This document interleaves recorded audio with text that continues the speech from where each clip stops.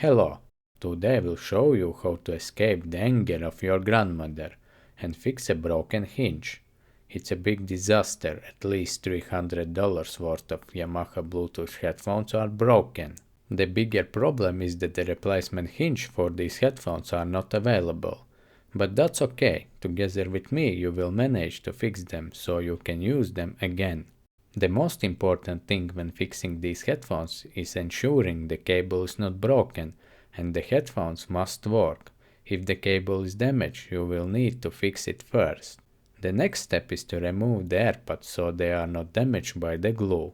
If you remove pads, be sure to close the speaker drivers to avoid damage them. Then unscrew the two small screws with Phillips screwdriver to remove the metal cover piece. Next, tape the top and bottom plastic parts to prevent damage from the glue. Carefully cut off the damaged metal portion of the broken hinge using a metal saw. This step is crucial because the damaged metal part gets in the way, preventing the two hinge parts from being tightly aligned, which is necessary before gluing them. Once you cut away the damaged metal, vacuum up any debris to ensure a clean repair area. Now you can fit the two parts of the hinge tightly together. Rotate the hinge and unscrew the two slider screws. Then pull out the hinge pin, which blocks the cable from sliding back in. Remove the plastic hinge cover. Next, reattach the slider screws. Find screws that could replace the hinge pin, but are shorter than the original pin so they don't tighten the cable inside the slider. Use these screws to secure the metal hinge part, then place the plastic hinge cover back on. Finally reattach the metal cover piece. Wrap the headphones and tape the areas near the repair site to protect them from glue. Apply super glue generously to the damaged hinge and reassemble the headphones. At this stage, it's crucial to hold the headphones in a straight position, as they would sit on your head. If the glue dries while the hinge is bent, it will be impossible to adjust it later, and the headphones will become uncomfortable to use.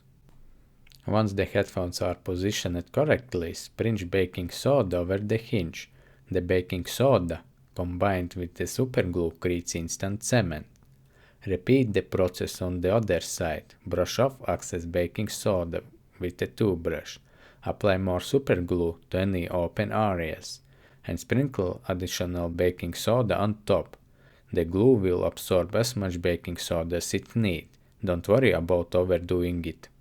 Continue this process around the hinge until all gaps are filled with instant cement. This ensures the hinge will never break again. Once the cement has dried, fill it down to create a smoother surface. Apply tape again to protect the surrounding areas. Then coat the cement with nail varnish to improve the finished look. After the first coat of nail varnish dries, apply a second coat, or a third if needed. Finally, remove the tape. Here's the result. While a bit of the cement might remain visible, the most important thing is that the headphones are working again.